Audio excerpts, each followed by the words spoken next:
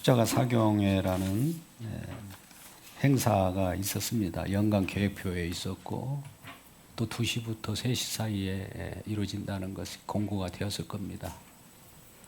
우리가 함께 이런 행사나 아주 특별한 부흥 성회가 있을 때는 많은 분들 또 불신자들도 같이 모시고 오면 좋습니다. 근데 우리 홍보가 잘 안 되고 광고가 안 되기 때문에 한 주 전에나 2주 전에 이렇게 얘기하다 보면 다들 바쁜데 그거 못 들었다, 광고 못 들었다 이 얘기가 이제 핑계예요. 핑계가 다 있죠. 그래서 사실 이걸 진행하는 제 입장에서는 마음이 좀 안타깝고 준비를 많이 해도 헛수고가 된다라고 하는 이사야 선지자의 말이 생각이 납니다.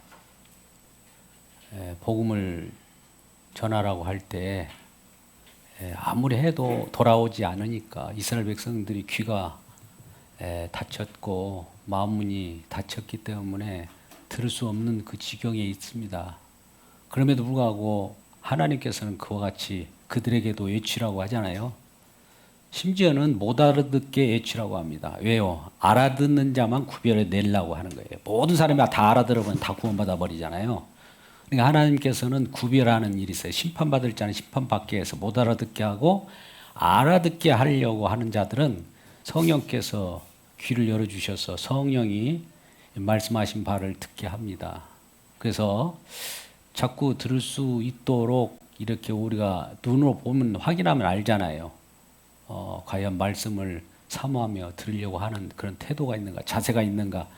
그런 자세가 없다면 그들에게 복음을 전하세요. 아직 예수를 모르는 상태니까. 이렇게 알면 분명합니다. 우리도 말씀 안에 들어와도 말씀이 또 그러한가 하여 또 연구를 해야 되고 심도 있게 또 파악을 해야 되고 관찰해야 합니다. 그래서 우리가 증언하는 것이 사도 바울이 증언하는 그러한 예수, 또 언약, 약속으로 오신 예수, 예수가 많이 있지만 역사적 예수로서 이 땅에 오셔서 하나님이 뜻을 이루신 그분이란 말이죠. 그분이 이 땅에 오셔서 어떤 일을 하셨으며 구원과 심판은 동시에 일어날 때 구원과 심판을 통해서 예수님을 증언하려고 합니다. 아까 우리 목표가 뭐라고 그랬어요? 예수님을 증언한다고 했잖아요. 증거할 때 어떤 일이 벌어지냐 동시에 일어나는데 어떤 때는 구원이 일어나요. 어떤 때는 심판이 일어나요. 두 가지가 갈라지면서 예수님이 증언되는 겁니다. 우리는 이걸 고린도후서 2장에서도 그리스도 향기라고 그래서 그리스도 향기는 복음이에요. 복음이 이렇게 향기가 나는데 어떤 사람에게는 사망의 냄새로 정말 역겨워서 못 들어요. 말씀을. 근데 어떤 사람은 생명의 말씀이기 때문에 너무나 그 냄새가 향기롭고 좋아서 자꾸 말씀 안으로 들어옵니다. 이게 이 교회에서도 그런 일이 벌어져요. 자꾸 멀리하고 오는 사람들은 아직 예수를 다시 전하셔서 예수의 향기를 맡을 수 있는 그 일이 벌어질 수 있기를 주의 이름으로 축복합니다. 오늘은 10가지 주제로 우리가 가장 쉽게 말씀을 한번 나눠보고자 합니다. 이것을 읽어가는 것도 좋은데 그래도 핵심적인 것만 먼저 크게 나눠보겠습니다. 여러분, 하나님이 이 세상을 창조하셨다. 태초에 하나님이 천지를 창조하셨다부터 시작되죠. 말씀이 하나님 천지를 창조하셨다라는 말씀이 시작됩니다. 끝부분에 같은 주의 은혜가 모든 자에게 있을지어다 아멘 하면서 은혜 받기를 원한다는 것으로 나와요. 그런데 요한계시록 보면 마지막 심판과 함께 은혜를 받을 자가 생긴다는 거예요. 그러니까 심판에 받지 않고 은혜를 받아서 구원받는 자들이 생기기를 원한다고 그래서 성경이 창세기로부터 요한계시록 22장 21절까지 있다는 사실을 기억하고 큰 주제가 제가 말씀드릴 테니까 한번 생각해 보시고 우리 이걸 덮어도 좋고 봐도 좋아요. 처음에 하나님이 천지 창조가 나와요. 세상을 창조하셨어요. 그리고 하나님과 인간 관계가 있을 겁니다. 그리고 나서 인간이 범죄해요. 사단의 조종을 받아서 유혹을 받아서. 그러면 범죄한 후에 인간들은 어떤 모습이 나타나고 있으며 범죄한 후에 그러한 모습을 하나님 보시고 심히 한탄하십니다. 그래서 하나님은 징벌을 가하죠. 징벌을 가하면 됩니다. 그러고 나서 하나님께서는 그것이 전부이면 좋겠는데 그것이 전부가 아니라 하나님 입장에서 우리를 어여삐 긍휼히 여기셔서 약속을 하셔요. 이 약속이 시작돼요. 이제 여기서 이제 엑기스가 시작되는 겁니다. 약속이 시작되어서 약속이 뭐냐? 여인의 후손으로 약속의 자손이 온다는 겁니다. 여인의 후손을 통해서 여자의 후손을 통해서 오는 그 약속의 자손 씨가 오는데 그분이 장차 우리에게 다가올 예수 그리스도입니다. 예수 그리스도가 이 땅에 오심이 또 나와요. 그러면 인카네이션이라고 하죠. 성육신. 이 땅에 오셔서 그분이 또 죽으시죠. 고난 받으시고 죽으시고 또 부활하실 뿐만 아니라 승천하시고 또 다시 재림하신다까지가 요한계시록까지 성경 전체입니다. 여기에 뭐 어려움이 없죠? 창조로부터 주님이 다시 재림하신다. 이때 재림주는 심판주예요. 우리를 구원하러 오신 분이 아니라 이 구원의 주는 십자가 지신 예수님이신데 같은 예수님이라도 재림할 때는 왜 내가 십자가 지신 걸 이걸 왜 안 믿었느냐고 심판하러 오신 분이라는 거죠. 이 부분을 우리가 잘 생각하시면서 우리 글을 읽어보도록 하겠습니다. 우리 창세기 1장 1절 말씀 너무나 잘 아는 말씀이니까 한번 처음이니까 같이 읽어볼까요? 같이 시작. 태초에 하나님이 천지를 창조하시니라.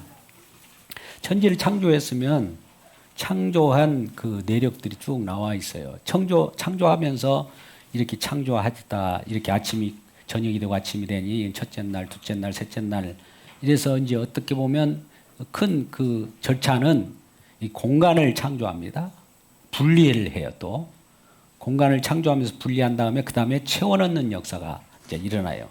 그러니까 창조는 처음에 하나님께서 분리하면서 공간을 만들고 거기다 채워넣는 역사가 있습니다. 이것은 장차 창조 때부터 이게 뭔가 의미심장한 일이 벌어지는구나. 공간을 만들어 갖고 이쪽 공간에는 뭔가 채워놓고 저쪽 공간에는 뭔가 채워넣는다. 알죠? 무슨 얘기? 천국과 지옥을 만든다는 것을 예표적으로 표현한 거예요. 이 성경 말씀은 이 자연에 대한 그 자체를 얘기하려고 한 것이 아니라 예수 그리스도의 하신 일과 예수 그리스도를 증언한 책이기 때문에 그래요. 우리 단지 창조 과학에서 얘기하듯이 창조가 지구 역사가 지금 300억 년이냐 뭐 적게는 37억 년이냐 이런 얘기를 한다고요. 뭐 기독교 역사는 6천 년밖에 안 되는데 이건 뭐냐? 그 사이에 뭐가 있었냐? 창세기 1장 1절에서 2절 사이에 간격도 엄청난 관계가 있어요. 사실은 그 속에서 발견할 수도 있고 노아홍수 때의 그 간격이 있을 수 있어요. 그러니까 우리는 시간으로 이걸 성경을 보면 안 됩니다. 성경이 쓰여진 지 6천 년밖에 안 돼요. 지구가 지금 나이가 몇인데요? 하면서 이렇게 볼 것이 없습니다. 우리는 그 지구 창조를 이야기하려고 한 것이 아니라 저와 여러분의 생명에 관한 얘기를 다루려고 하는 것이 성경이에요. 은혜에 관한 책이죠. 그러니까 지구도 하나님이 만드셨지만 지구를 만진 목적이 그 지구를 만들어 갖고 오래 보존하려고 하는 것이 아니라 지구를 만들어서 어떤 일을 하고자 하는 거예요. 만유를 만들어서 무엇인가 하려고 하는 하나님의 목적이 있습니다. 우리도 생각해 보자고요. 어떤 작품을 만들면 작품에 대해서 그 가치를 놓고 그걸 새롭게 날마다 빚어서 만들어내는 거 아닙니까? 그런 거예요. 창조의 역사도 마찬가지입니다. 그래서 처음에 창조할 때 아주 보기에 좋았더라.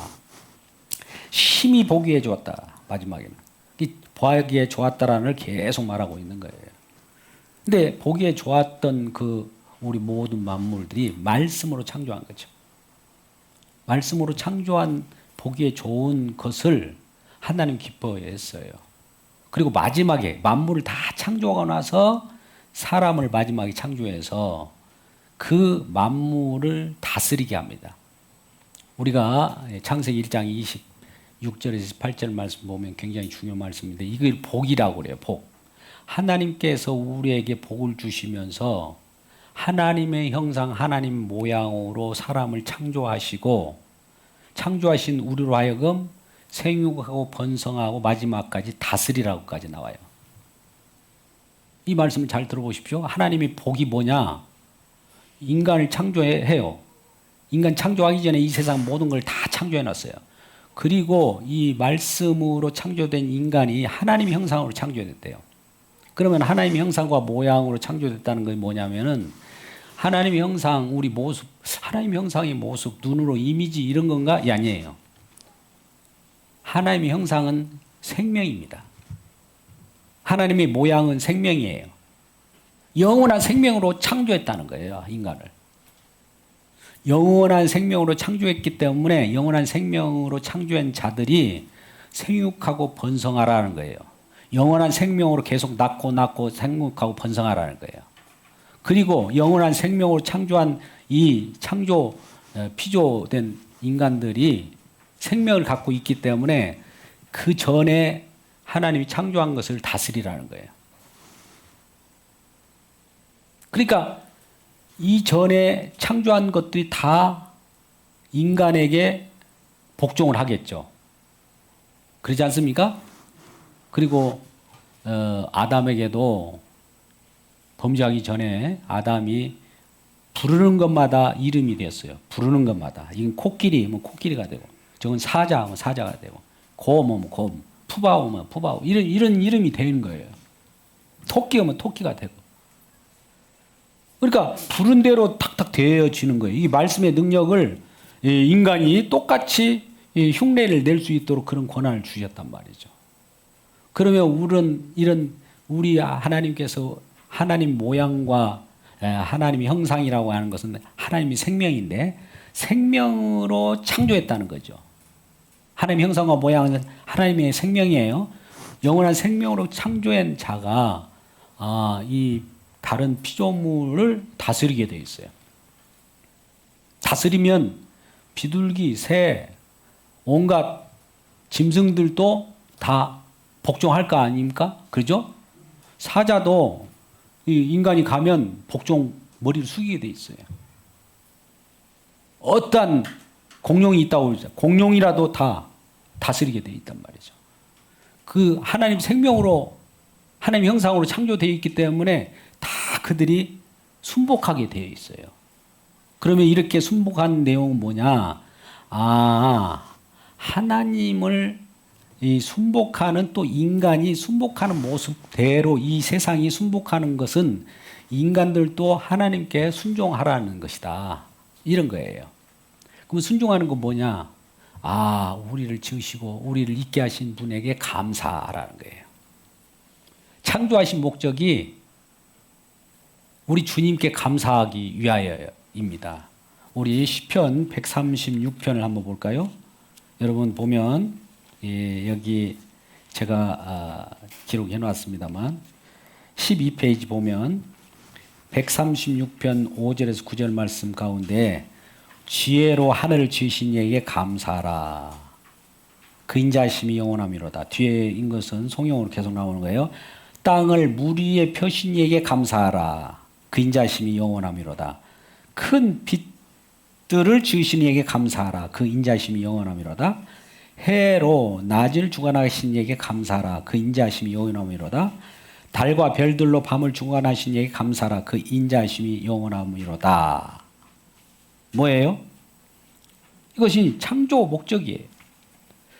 우리를 이 세상 피조물을 창조한 다음에 우리에게 그것이 우리 인간은 마지막으로 창조했기 때문에 그것을 다스리고 그것을 누리고 살아라고 하는 거예요. 그러니까 세상 만물을 보면서 주님께 감사하는 일밖에 없는 거예요.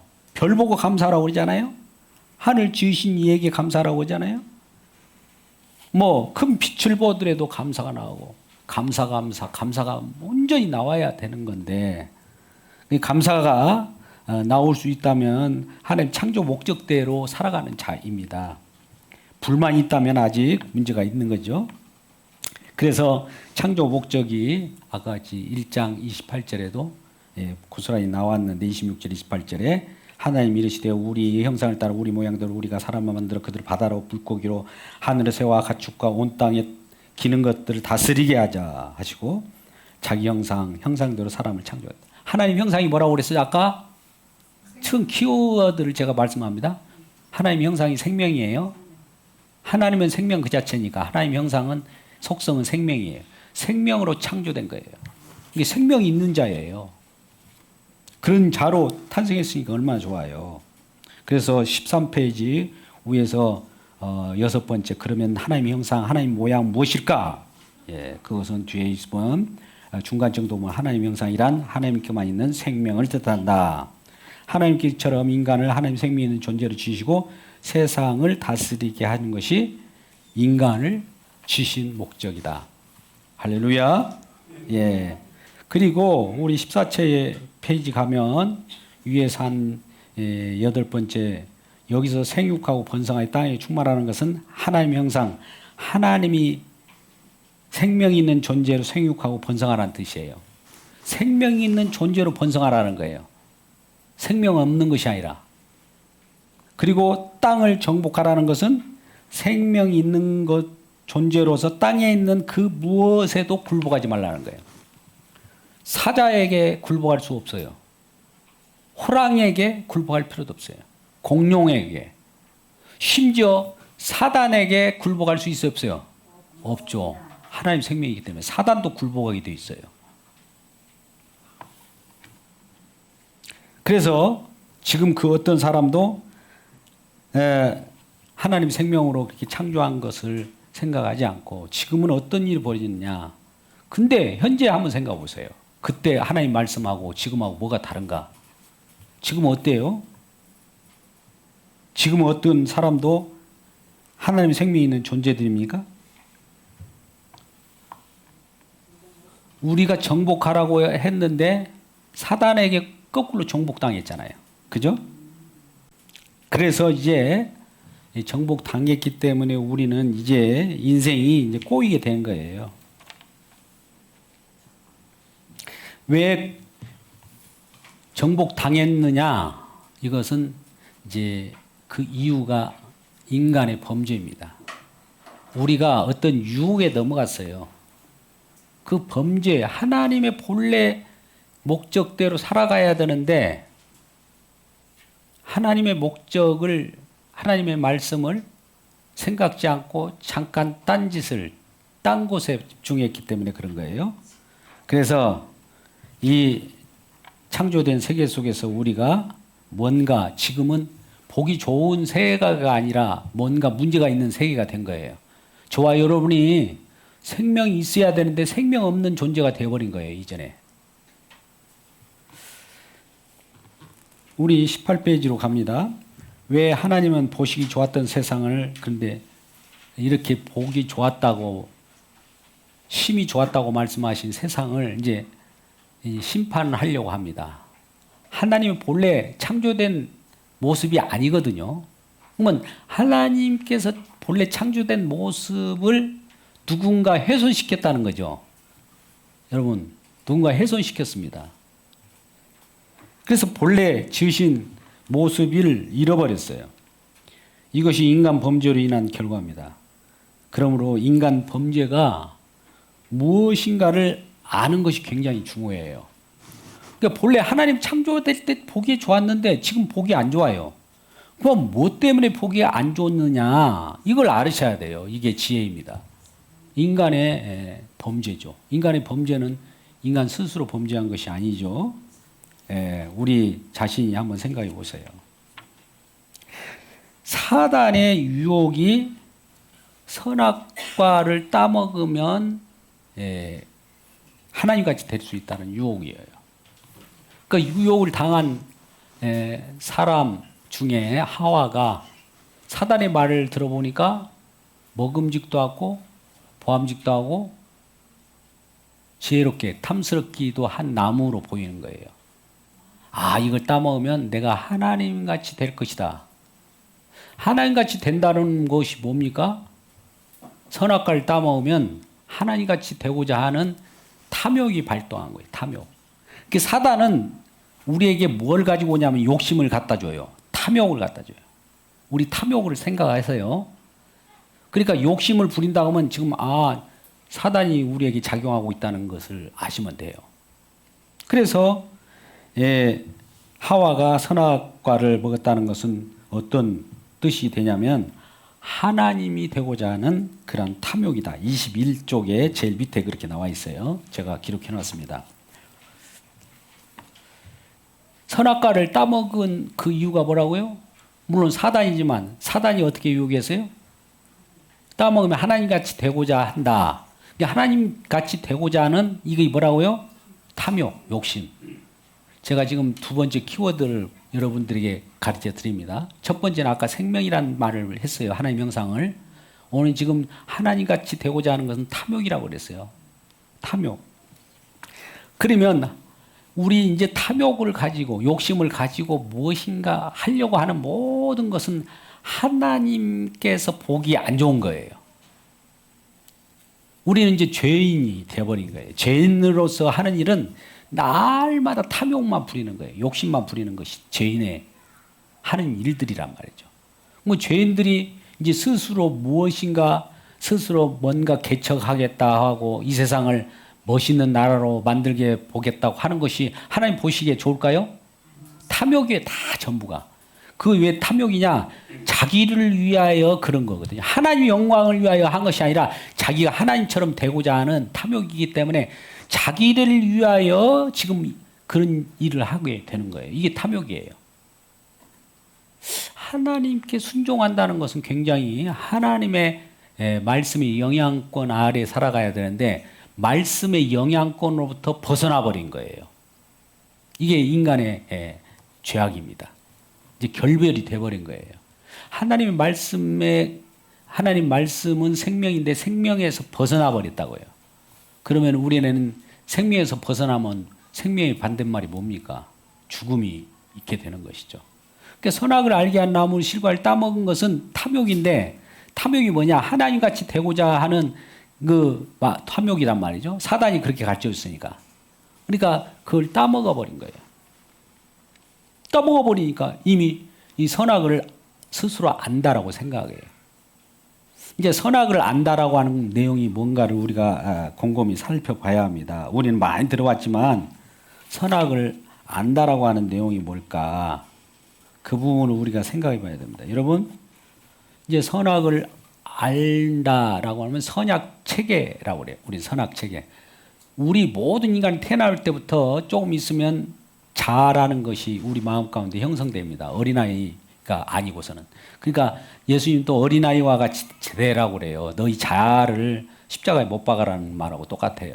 어린아이 같이 된다는 것은 우리가 자아가 생겨가지고 자기 욕심이 생기는 거예요. 자기가 뭔가 자립을 하려고 하는 거예요. 독립을 하려고 하는 마음이 그 사실은 좋은 것이 아닙니다. 하나님 입장에서는. 하나님과 딱 붙어 살아가야 된다. 하나님으로 독립되려고 그래요. 나도 하나님처럼 되고 싶다. 이 말이나 자기가 이 땅에 하나님 존재하도록 했는데 스스로 살아가려고 한다. 스스로 살려고 그래요. 스스로 살려고 하는 그 마음을 우리가 생각해 보셔야 돼요.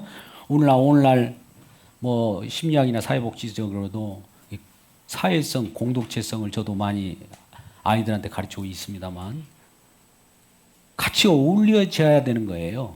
하나님과 어울려졌던 자가 이제 하나님으로부터 떨어지는 관계. 그런데 떨어지는 계기가 된 것은 탐욕을 부렸고 선악을 알게 한 나무 실과를 따먹음으로 말미암아 따먹으면 어떤 일이 있었냐? 창세기 2장 17절에 반드시 죽는다고 그랬어요. 반드시 죽어요. 근데 따먹었으니까 아담과 하와가 따먹었으니까 반드시 죽을 거 아니겠어요? 그럼 아담과 하와가 그들 둘만 죽으면 좋은데 아들을 낳잖아요. 애들을 낳고 자녀를 낳는데 그러면 선악과 따먹은 것은 아담과 하와인데 저와 여러분은 안 따먹었잖아요. 그죠? 행동으로는 안 따먹었지만 우리가 고린도전서 15장 22절의 말씀 보면 우리가 그리스도 안에서 하나 되듯이 아담 안에서 하나가 되어버렸다고 그래요. 선악과 따먹을 때. 범죄할 때 우리는 그 없었지만 이 아담이 따먹었잖아요. 그 혼자 따먹은 행동이 있는데 그 행동을 한 그 사람의 주체가 있는데 그 씨가 있어요. 허리에. 우리가 허리라는 표현을 해요. 그 허리의 DNA라고 표현할까요? 그와 같이 해서 흘러내려가는 거예요. 따먹은 네온. 이걸 유전적이라는 표현도 하고 혹은 또 대표성의 원리도 좋아요. 모든 인간의 대표가 아담인데 아담이 그 일을 했으면 모든 사람이 범죄한 것으로 이렇게 하나님 진단해 버립니다. 예외가 없어요. 그래서 이 다 불의를 행하는 자들이 되는 거예요. 그래서 의인은 하나도 없다라고 성경에는 말씀하고 있는 거예요. 의인은 없어요. 의인은 없습니다. 이제 하나님의 형상이 훼손됐으니까 하나님 생명이 우리에게 주어졌는데 생명이 이제 없어졌어요.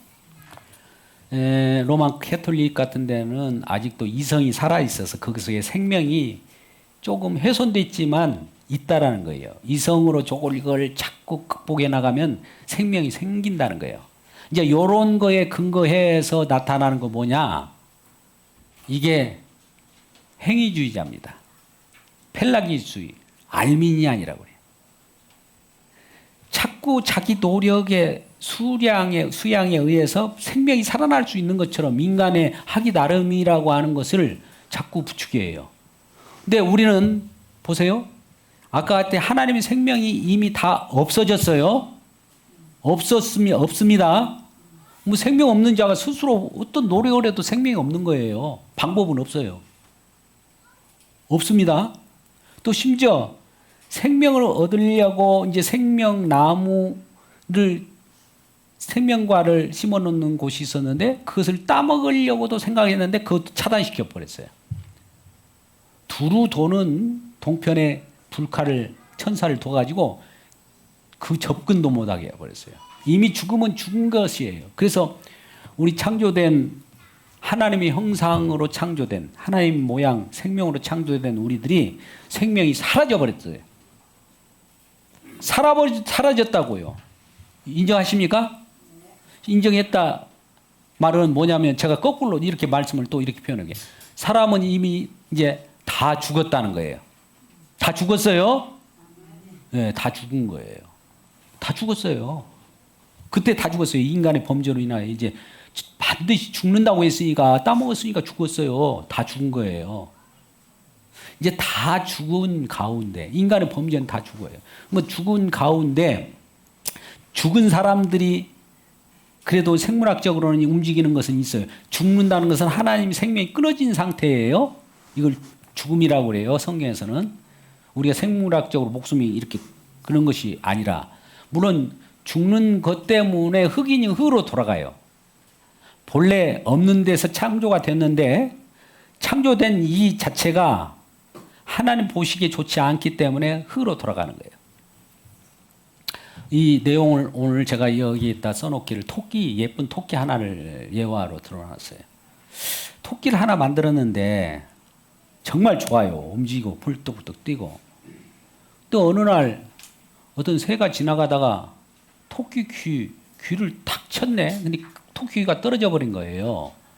여러분 토끼 하면 귀가 토끼의 그 큰 상징이잖아요. 근데 하나님 보시기에 이거 어떡할까? 이거 붙여갖고 다시 만들까가 아니에요. 하나님은 이 고쳐 쓰는 법이 없어요. 새로웁니다 무조건.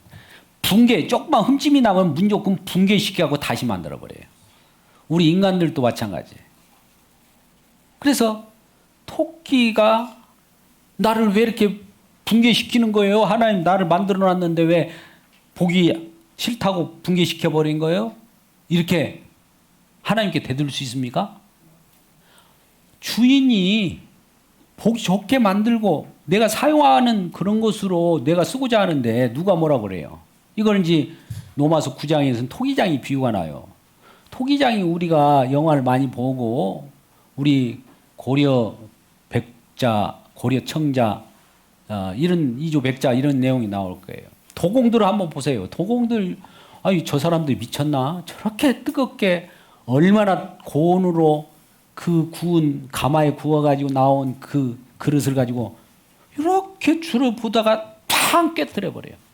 뭐 누구라도 옆에 있어 깨뜨리려면 날 주세요. 내가 다른 데 가서 사용하게 할 수가 있잖아요. 근데 또 하다가 정말 며칠 몇 달간 막 구원했어요. 딱 쑥 보더니 탁 갖다가 탁 깨버려요.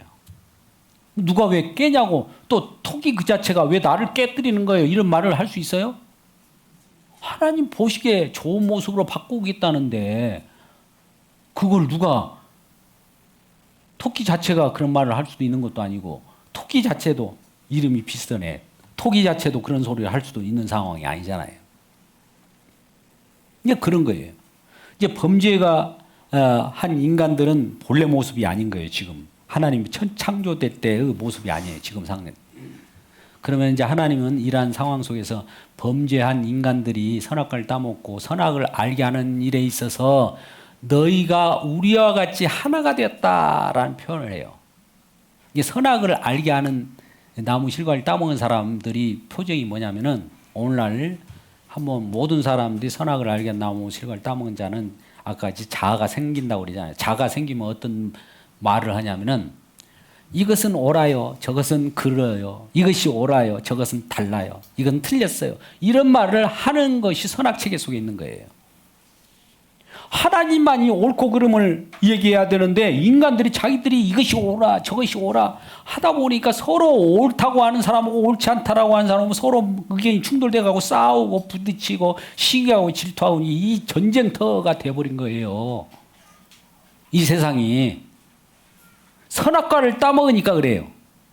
이것이 옳다라고 주장한다 있으면 반대로 그것이 아니다라고 주장한 사람이 있단 말이죠.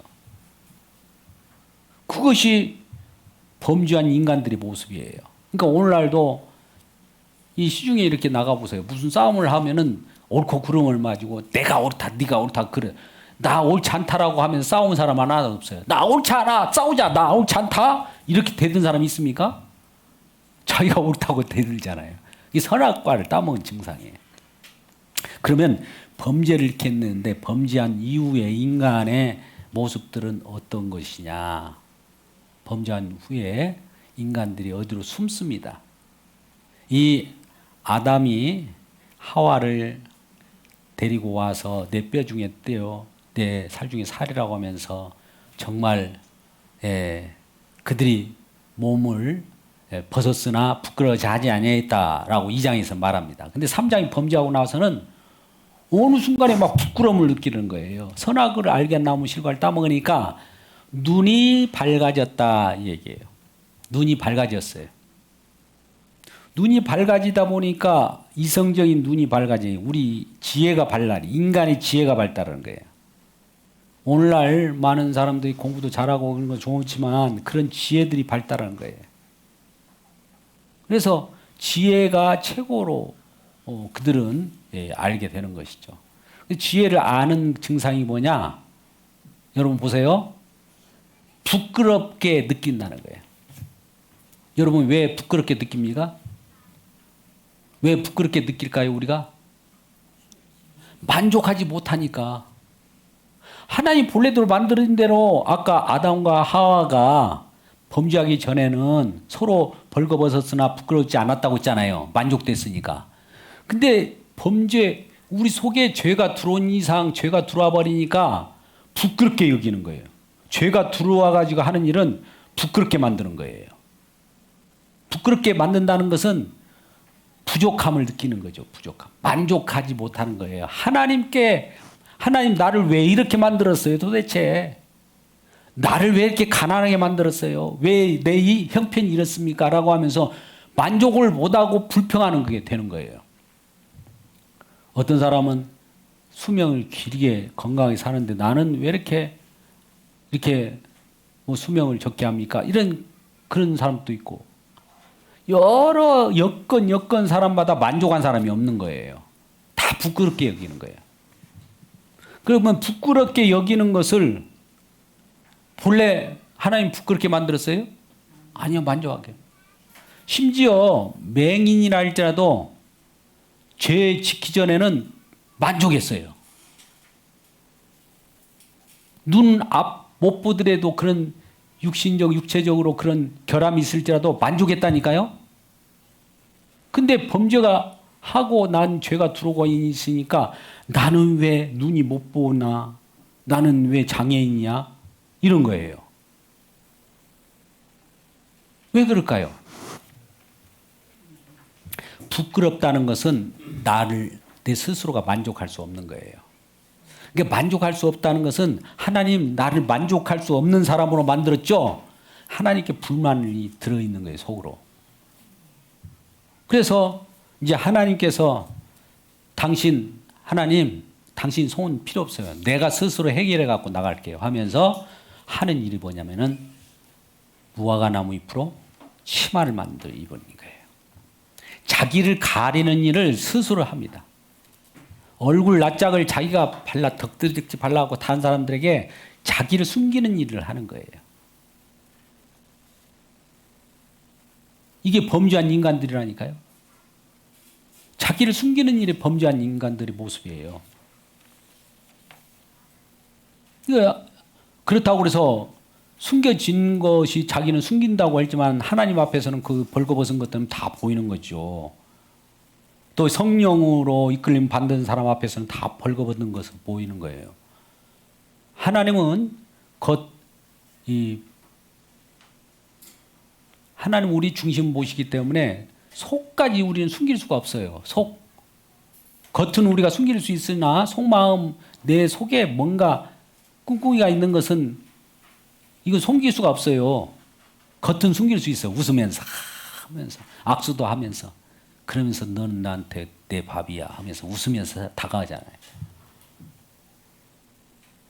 그게 바로 부끄러움을 느꼈다는 거예요.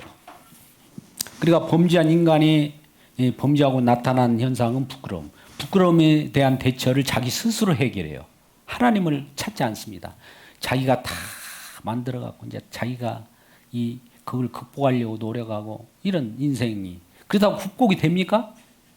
그럼 극복하는 방법이 어떤 방법이 있느냐? 수련하기도 하고 산에 가기도 하고 어디 가서 홀로에 앉아 있기도 하고 무슨 막 도공처럼 도를 해간다든지 이거 안 되는 거 다 육신에 하는 일이에요. 그게 그거예요.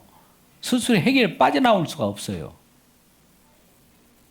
그래서 이러한 범죄한 후에 인간들의 모습은 부끄러움을 느끼고 자기 스스로 가리는 일을 한다. 그래서 많은 사람 앞에 가리는 일을 하기 때문에 저 사람 저런 사람이 아닌 줄 아는 나중에 모르니까 다 까발려질 때는 저런 사람이었구나. 서로를 실망하게 되는 거예요. 인간들끼리. 그리고 이러한 범죄한 자들에게 하나님께서는 이제 징벌을 내리십니다. 징벌을 내리신 부분은 창세기 3장 16절 이하에 19절까지 나오는데 이 하와 여자에게는 임신하는 고통을 준다고 하고 또 너는 남편을 섬겨야 되는 부분들. 아담은 뭐 해야 됩니까? 땀을 흘려야 소산을 먹고 살아요. 그리고 이 세상도 심판을 받아가지고 가시와 엉겅비가 나와요. 심으면 많은 것이 나와야 되는데 또 하나님께서 누릴 수 있도록 모든 것이 열매를 맺을 수 있도록 했는데 심어도 안 나오네. 가시 엉겅퀴만 나오고 열매가 열매답지 않는 거예요. 이 세상이 이상이 돼버린 거예요. 그래서 이 하와에게는 그런 임신하는 고통도 허락하고 또 아담에게는 수고하고 땀을 흘려야 된다는 모든 사람들의 저와 여러분의 입장입니다. 잉태하는 고통과 땀을 흘리는 땀 흘리죠, 여러분. 땀 흘린다는 건 힘들죠, 살기가. 그게 징계예요, 징계 하나님의. 근데 여러분, 하나님이 이러한 징계를 주면서 징계가 과연 저주인가? 저주로 끝나는 것인가? 한번 생각해 보세요. 근데 하나님은 반전을 일으킵니다. 이 징계를 축복으로 바꿔버려요. 놀랍죠? 아까 우리가 요한계시록 22장 21절에 주의 예수의 은혜가 모든 사람에게 임할지어다 이렇게 결론이 내잖아요. 그것은 이제 은혜를 주겠다는 거예요. 그 은혜가 무엇인가를 더 확실히 알게 하기 위해서인지 징계를 먼저 주어서 우리가 어떤 자임을 알아야 하잖아요. 징계를 왜 줘요? 뭔가 심은 대로 뭐 걷어도 안 나오고 엉겅퀴가 나오고 힘들고 고통스럽다는 것은 뭘 사인하는 겁니까? 예, 할렐루야. 나를 보라는 거, 주님. 그러니까 여러분 힘들고 어려워요? 뭐 주님을 보십시오. 주님을 본다는 것은 주님께 기도하십시오. 주님이 나하고 좀 대화 나누고 싶다. 그 얘기예요. 근데 우리는 이 인간들이 자존심이 또 강해가지고 이 고통 속에 있으면서 고통을 스스로 막 이겨내려고 그래요. 막 약을 먹고 수면제를 먹고 뭐 주님을 찾지 않고 스스로 해결하려고 한다고요. 얼마나 어리석습니까? 아무리 자기를 가리고 고통을 해결하려고 해도 깊숙이 수렁에 빠진다는 사실을 그들은 알지 못하는 겁니다. 그래서 지금 하나님께서 먼저 그와 같이 범죄한 인간 속에 이 세상은 하나님 창조한 세상하고 지금 다르다면은 뭐가 문제였는가? 먼저 이걸 알게 하는 것이 하나님의 지혜예요. 하나님 성령을 우리에게 보내주셔서 왜 이렇게 됐지? 아, 우리가 죄를 지었구나. 선악을 가지고 나무 실마를 따먹었구나. 우리가 하나님같이 되려고 하는 탐욕을 가졌구나. 탐욕을 가졌기 때문에 이 세상이 힘들구나. 이걸 알잖아요. 그리고 모두가 흙이니 흙으로 돌아가 버리고 우리 생명은 이제 없기 때문에 끝나버린 거예요. 그러면 이 생명 끝나버리면 이제 끝나는 걸로 끝나는 것이 아니라 하나님께서는 두 번째 사망에 거한다고 그래요. 이 자들을 요한복음 5장 29절 말씀 보면 이 심판의 부활로 어느 순간에 재림 때 부활해가지고 지옥으로 다시 한 번 더 집어넣어 버립니다. 두 번 사망이 있는 거예요. 이거 백부장 심판이라고 하는데요. 그러니까 우리는 이 동물처럼 식물처럼 그냥 없어져 버리는 것이 아니라 다시 부활시켜요. 근데 어떤 자는 심판의 부활, 불못으로 들어가는 지옥으로 들어가는 심판, 어떤 자는 생명의 부활로 나타나는 거예요. 두 가지가 나타나는 거예요. 그거는 뭐냐? 내가 하나님께서 본래 창조하신 모습이 아니라는 것을 아는 자는 회개하고 내가 하나님 모습대로 이렇게 되지 못했던 것을 회개하고 하나님 모습대로 되기를 원하는 거예요. 나는 하나님 모습대로 하나님 기뻐하시는 모습대로 되려고 하면 어떻게 합니까? 할 때 하나님께서는 우리에게 이전에 생명이 다 앗아갔고 없어져 버렸는데 새로운 생명을 주시려고 어떤 분을 보내십니다. 그분이 생명이 주 되신 예수 그리스도예요. 이 땅에 오셔서 어떤 일을 통해서 우리에게 생명을 주시느냐? 그냥 와가지고 생명이야 이렇게 나눠주는 것이 아니에요. 우리가 범죄했기 때문에 이 범죄한 것을 꼭 갚게 합니다. 우리는 죄졌다고 해가지고 죽어버리면 끝나는 것이 아니라 죽으면 심판의 부활로 나올 자는 계속 심판을 받지만 구원할 자들을 위하여 뽑아놓은 자들을 위하여 대신 심판을 받아요. 심판을 받는데 그분이 살이 찢기고 피를 흘리는 모습으로 살을 찢기고 피를 흘리는 모습으로 하나님께 버림을 받는 모습으로.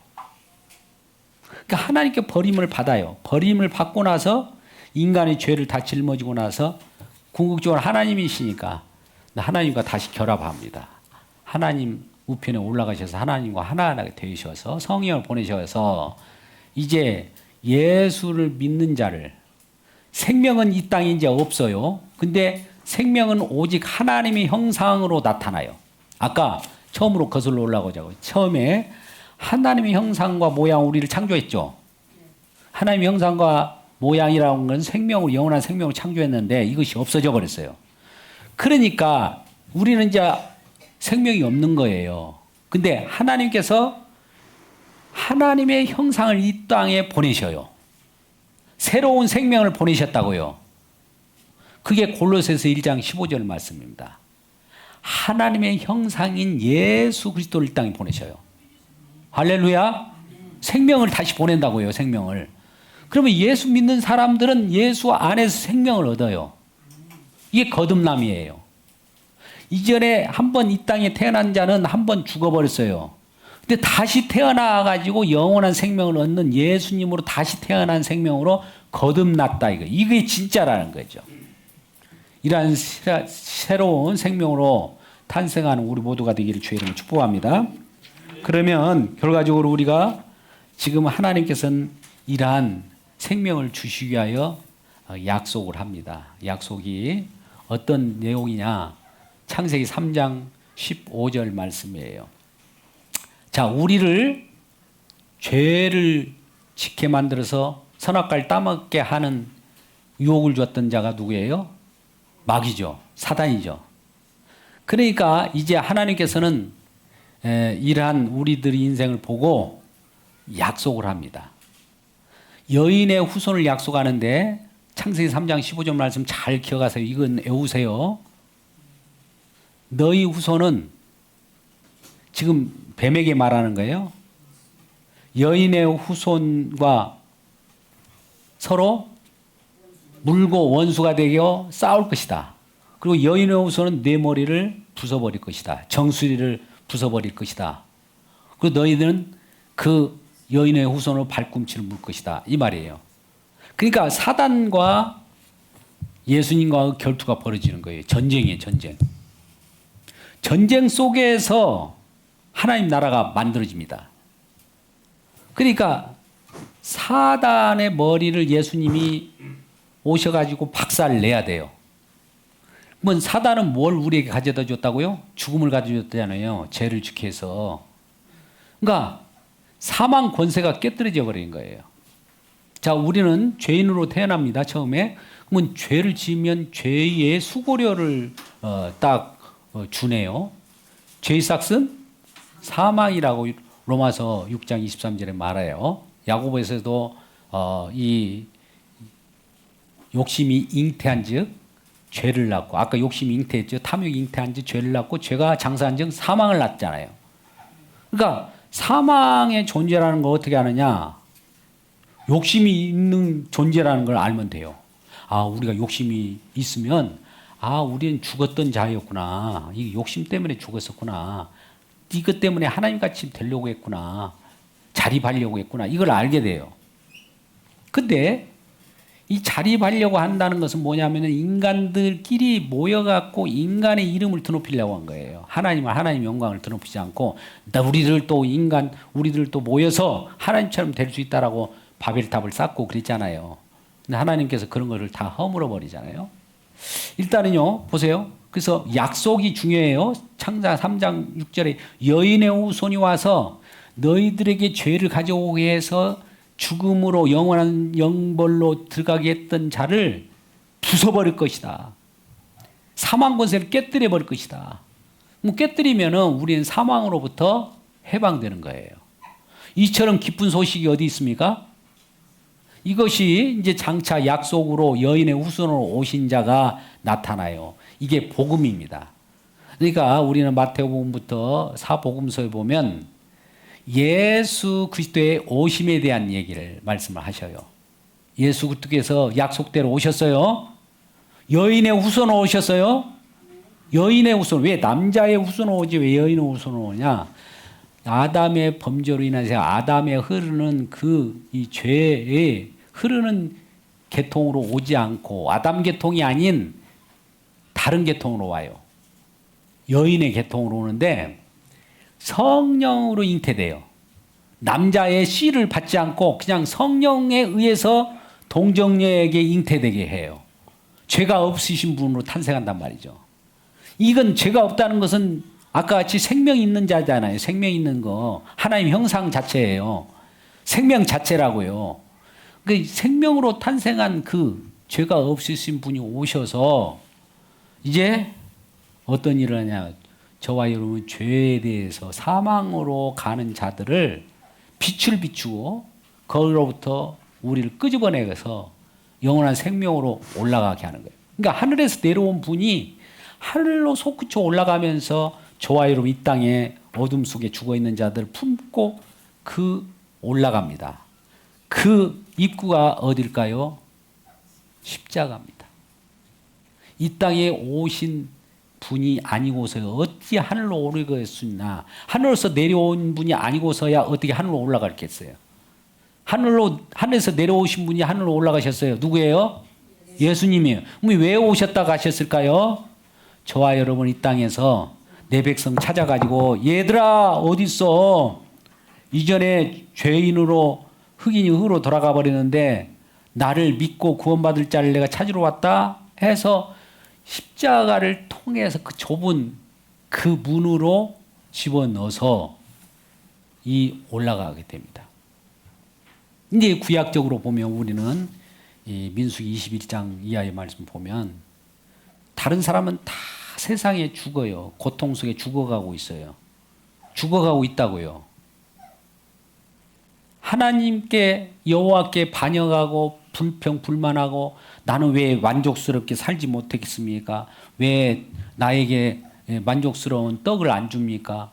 왜 이쪽 길로 인도합니까? 라고 불평할 때 여호와 하나님께서는 불뱀을 풀었잖아요. 이 불뱀을 풀었다는 것은 이 세상 사단 권세가 그대로 존재하게 하는 거예요. 하나님이 그렇게 하신 거예요. 허용한 거예요. 그러면 왜 그럴까요? 그러니까 이 불뱀을 풀었는데 모세에게 뭐라고 지시를 합니까? 장대에 놋뱀을 매달아 만들어서 세워라. 그리고 그거를 쳐다보아라. 쳐다본 자마다 뱀에 물려서 죽어가는 자들이 산다라는 거예요. 이 내용은 왜 중요하냐면 요한복음 3장 16절 그때 우리가 잘 아는 하나님이 세상을 이처럼 사랑하사 독생자를 주시니 이는 그를 믿는 자마다 영생을 얻게 하려 하심이라. 바로 전 단계, 바로 전의 구절이에요. 여기까지 연결해야 봐야 말씀이 통하는 거예요. 그러면 보세요. 다시 이 말씀 중요하니까 다 불뱀에 물려갖고 죽어가고 있어요. 저와 여러분이 사단의 불뱀에 사단에 물렸잖아요. 선악을 알게 나무 실과를 따먹은 것이 물린 거예요. 그러면 다 죽어가고 시름시름 죽어가는데 이스라엘 백성들이 모세더러 여호와 하나님께 기도 좀 해달라고 하는 거예요. 이 불뱀 좀 없애달라고 기도하는 거예요. 불뱀을 없애달라고 기도하라는 거예요. 여러분, 불뱀이 없어지면은 어떻게 될까요? 편하죠? 안 죽고. 그러니까? 근데 이 여호와 하나님 조치는 방법을 가르쳐줘요. 내가 모세더러 너희들이 불뱀을 없애달라고 나한테 기도하는구나. 그래 이제 불뱀을 내가 수거해 줄게. 이렇게 응답을 했습니까? 불뱀은 그대로 있는 상태에서 장대에 놋뱀을 매달린 놋뱀을 바라고 했습니까? 예? 우리는 이런 기복신앙이 있잖아요. 우리가 어려운 일이 벌어지면 이 불뱀도 없애주세요. 이 주변에 나를 넘어뜨리려고 해요. 저놈 없애주세요. 막 이렇게 기도하잖아요. 근데 주님이 답은 뭐예요? 그걸 없애주지 않고 그대로 있는 상태. 저와 여러분이 주변에 형제 자매들도 격동하는 사람들이 많아요. 왜 그대로 있게 하냐? 우리 왜 그 사람을 그대로 있게 합니까? 정말 원수가 따로 없습니다 하면서 괴로워하고 그 사람을 없애달라고 막 기도를 하잖아요. 그죠? 그게 답이 아니라 요 하나님 말씀을 가르쳐 주셨어요. 그 불뱀은 그대로 있는 상태에서 그거 쳐다보지 말고 뭘 쳐다보라고요? 놋뱀을 쳐다보라는 거예요. 십자가를 쳐다보라는 거예요. 십자가를 쳐다보니까 어떤 일을 보니까 다 살아나는 거예요. 불뱀도 사라졌어. 근데 우리는 현실에 있는 것을 막 없애달라고 기도하잖아요. 근데 십자가를 쳐다보니까 십자가에서 그 모든 것을 다 완성했기 때문에 사단 마귀도 머리도 깨져버렸고 다 물리친 현장이기 때문에 주님을 바라보는 그 순간에 다 주님이 다 완성했네. 이게 믿음이에요. 이게. 너무나 간단한데 왜 이것을 우리가 못 보게 하냐. 광명의 천사가 정말 광명의 천사같이 그렇게 흐릿하게 하나님의 빛을 못 보게 하는 세력들이 많기 때문에 그래요. 네, 제가 죄송합니다만 이건 엄청난 충격적인 말씀합니다. 교회들이 예수 그리스도를 증언해서 복음을 전해야 되는데 복음을 못 보게 하는 역할을 하는 것이 많다. 거꾸로 보면 이게 문제라는 거예요. 거꾸로 사람들을 연자맷돌게 빠쳐 것이 낫다고 할 정도로 지옥 자식을 만드는 데가 오늘날 이런 곳이 되었다는 거 우리 생각을 하셔야 됩니다. 그러니까 우리가 분별하셔야 돼요. 오늘날 자식들이 이렇게 아무 교회만 다니면 되지 뭐 이렇게 여러분 고민하십시오. 어떻게 물려갈지 모릅니다. 그러니까 우리가 이 말씀을 지금 이렇게 같이 상고하고 다시 한번 보는 것도 성경이 말씀하는 그 예수를 소개하고 있는가를 봐야 돼요. 근데 다른 데서 소개하는 예수 이름은 똑같아요. 근데 우상 예수를 소개하고 있다고요. 그 예수를 믿으면 아까 같이 우리 주변에 어려움이 없어진다. 불뱀도 사라진다. 이렇게 얘기하더라 이거예요. 우리는 뭘 얘기합니까? 예수 그리스도를 증언해야 돼요. 예수를 보여주면 다른 것은 주님이 해결할 일이에요. 필요에 따라서 고난 줄 자는 고난 줄 것이고 해결할 자는 해결할 것이니까 하나님 뜻이에요 그건. 근데 우리는 해결해야만 하나님이라고 거꾸로 이게 생각하니 그런 해결자 하나님을 믿는 그 하나님은 가짜 하나님 우상이거든요 사실. 그걸 믿으면서 예수 이름 붙였다고 예수인 줄 알고 하나님 붙였다고 하나님인 줄 알고 착각한다고요. 근데 성경은 그것이 아니라는 거예요. 그런 하나님을 가짜 하나님을 못 박아라고 그래요. 가짜 하나님을 못 박기를 주의 이름으로 축복합니다. 가짜 하나님이 있어요. 가짜 하나님이. 하나님이 아니란 말이에요. 근데 하나님인 줄 착각하고 그걸 믿고 있어. 얼마나 안타깝습니까? 아예 교회를 안 다니는 것이 더 편할 수도 있어. 그럴 것 같으면. 오늘날 지금 막 이 난리가. 근데 마지막 때 그런 시대가 온다라고 그래. 적그리스도가 이쪽에서 많이 나타난다. 많은 사람이 현혹돼가지고 그쪽에 가서 무슨 뭐가 있을 줄 알고 간다. 여기 경계해야 됩니다. 자, 마지막으로 우리 주님께서 오셔서 십자가에 못 박아 주심으로 말미암아 모든 죄와 허물을 사하셨고 사단의 정수를 깨뜨려서 사망 권세가 깨뜨려졌어요. 이제 사단은 힘을 못 써요. 사단은 힘은 못 씁니다. 이미 깨뜨려졌기 때문에 조금 영향력은 있을지라도 우리가 사단의 영향이 없는 건 아니에요. 지금도 영향이 있고 영적 전투 속에 있어요. 우리가 육신을 가지고 있기 때문에. 그러나 이건 이미 결정된 싸움이에요. 이미 승리는 우리에게 저와 여러분에게 왔어요. 끝났어. 십자가에 다 완료했고 다 완성했다. 다 이뤘다라고 했기 때문에. 약속이 이루어졌단 말이죠. 약속으로 오신 분이 약속하셨는데 약속대로 성취됐단 말이죠. 성취됐기 때문에 성취된 것을 우리가 받아들여야 합니다. 그리고 이제 우리 주님이 이제 부활 승천하셔서 재림주로 옵니다. 지금 부활 승천하셔서 재림주로 언제 오냐 이거 따지지 마세요. 우리는 오나 안 오나 이미 그리스도 안에 있기 때문에 그게 연연하지 않습니다. 재림주가 오시면 어떤 일을 벌어지느냐 심판주로 오시는 거예요. 이제 알곡과 쭉정이를 갈라버리고 마태복음 24장에 있는 것들은 누군가 무슨 일을 하다가 어느 사람이 갑자기 들림받아서 어디로 가버리고 우리 일반 휴거라고 하잖아요. 어떤 사람은 맷돌 가르면서 지옥으로 이제 막 이렇게 가는 모습들이 이런 일이 이제 벌어질 날만 그것만 있어요. 그 외에는 없어요. 그 시기가 빨리 임박하고 있다는 걸 막 지금 경종을 울리고 있어요. 그런데도 불구하고 오늘날 많은 사람들이 이 하나님의 음성이 귀가 먹어버렸어요. 아예. 그러니까 요한계시록 보면 3장에서 7장까지 보면 교회들 4장 같은 경우도 교회들아 성령이 말씀하신 것을 들으라 들을지어다. 성령이 교회들에게 하는 말씀을 들을지어다. 이렇게 계속 이야기하는 거예요. 마지막 때는 귀가 열리지 않아요. 사단 마귀가 막 이 말씀을 못 듣게 하고 듣게 하다가도 집중을 다른 데에 집중하게 만들어버리고 그래요. 그러니까 서로 형제들이 말씀에 집중할 때는 집중할 수 있도록 서로 도와주는 것이 형제 자매입니다. 그래서 예수님이 재림할 때는 저와 여러분 이제 부활, 신령한 몸체로 부활해요. 흑인이 흑으로 돌아갔어요. 여러분 장례 문화 같은 경우도 우리가 볼 수 있는데 이게 우리 그 장례할 때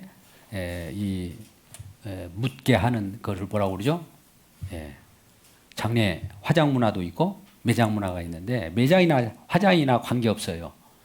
티끌이니까 흙이 흙으로 들어가고 먼지로 돌아간다 할지라도 없어진 것이 아니에요. 새롭게 부활체로 탄생하기 때문에 장래에 대해서 왜 아이고 나중에 부활해야 되는데 왜 매장을 안 시키고 화장시켜버려. 아니 화장도 관계없어요. 부활체로 가장 보기 좋은 모습으로 우리 탄생할 때 이 생명의 부활로 나온 자들은 이제 왕노릇하면서 주님과 함께 정말 멋있는 삶을 살아가는 그러한 놀라운 일로 우리에게 다가오는 거예요. 그것이 남아있는 거예요. 그것이 소망인 줄 믿습니다. 그러니까 지금은 현재는 하시라도 가족들 이거 하나 여기에 10과까지밖에 없다. 요거라도 좀 읽어보다. 계속 한 번, 10번이라도 좀 반복하고 있고 성경을 보든지 말씀을 누구한테 들으면 금방 귀가 열릴 줄 믿습니다. 이러한 상황 속에서 뒤에는 우리가 복음 칼럼을 70개를 제가 게재해 놨어요.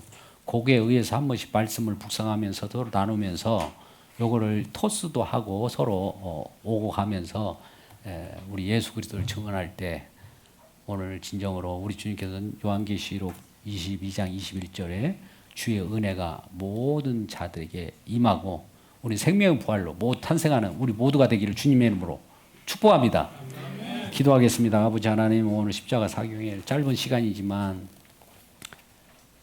이 세상을 창조할 때부터 그 역사를 우리가 봅니다.